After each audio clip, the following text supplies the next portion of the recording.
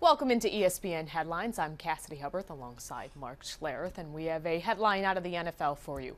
Ndamukong Suh says he wants to rehab his image, talking on Sirius XM NFL Radio Wednesday about how he thinks the incident in which he stomped on Evan Dietrich Smith on Thanksgiving 2 years ago has, quote, tainted him and given him a bad rep, but he's matured and, quote, grown up quite a bit over the past 2 seasons. So, Mark, do you think that Suh can change his image?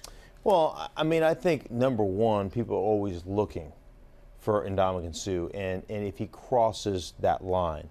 And I think sometimes he is unjustly portrayed as a guy that's just a bad dude because of incidents like you talked about with Evan Dietrich Smith. So when he does play maybe to the echo of the whistle, he is going to get scrutinized much more than any other player in the National Football League. So, and bottom line is he's earned those stripes.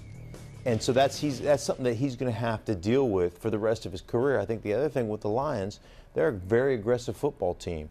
And I think you can look at their coach. I think they're coached that way. So I think that's something that you have to understand about this organization and about Ndamukong Suh. Can he rehab his image? If he keeps his nose clean and never makes another aggressive play, then yeah. But the next time he makes a really aggressive kind of tackle that looks like it's maybe a little bit over the edge, everybody's going to say dirty player. So that will always, I think that stigma will always kind of carry through, and it's just kind of the way it is for him. Well, he blames a lot of his image on that stomp Thanksgiving Day 2 years ago. But since then, he's been fined 3 times this season for the John Sullivan hit in which he got a $100,000 fine, which, to your point, if it weren't Suh, do you think he would have gotten fined that 6-figure amount? No. Absolutely not. But that's because he's got fines. They compile. They get bigger every time. You get fined once, and the NFL stacks your next one and your next one. But I can take you into a film room, and I can show you half a dozen to a dozen hits that are every bit as egregious as that hit, exactly the same, where guys weren't fined. I mean, exactly the same. And it's just the opposite from the standpoint that it's an offensive lineman on a screenplay cutting a defensive lineman. And I've seen it happen to multiple defensive linemen, and it's illegal. And I've seen it been flagged in this league, but not penalized.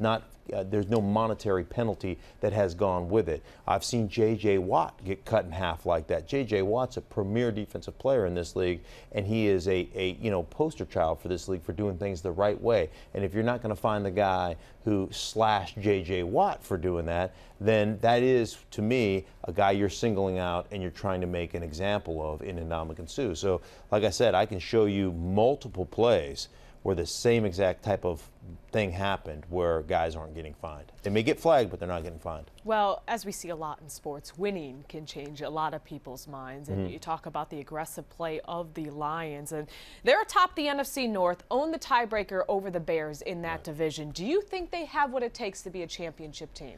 Championship, from a divisional standpoint, yes. No, for championship. No, I do not. And I think that because they're undisciplined. I think that's the biggest thing. We talked about Jim Schwartz, their head coach, and I think some of that stuff is coached. And, you follow his career, follow him from the Tennessee Titans. I think they were a team that was penalized a lot for the personal fouls. That's how they play. That's how they're coached to play. They're very aggressive. They take a lot of penalties. When you look at this team, they're one of the highest penalized teams in the National Football League. And then the biggest thing on top of that is offensively they turn the ball over. And those are a bad combination. When you turn the ball over and you penalize, that hidden yardage ends up catching up to you. You look at them right now, and they're sitting at 7-5. They should be a 10-win, 9 or 10-win team. But they've shot themselves in the foot enough times because of their turnovers, because of their lack of discipline, and because they get penalized. So that's an issue for them, and that's why I don't think they're a championship caliber team. Well, they have a big game this weekend taking on the red-hot Eagles. Quickly, who do you like in that one? The Eagles are going to be tough to beat at home, but I'm going to go with Detroit. I keep looking at their talent level. If they clean up those things, and that's a big if they clean up those things, I think they'll be able to exploit this Philadelphia Eagles defense in the passing game. But again, they turn the ball over again, and the Eagles win it. So after the Eagles, they take on the Ravens on Monday Night Football, and then the Giants and then the Vikings. So we will see if the Lions can stay out of their own way down the stretch. For Mark, I'm Cassidy, and this has been your ESPN Headline.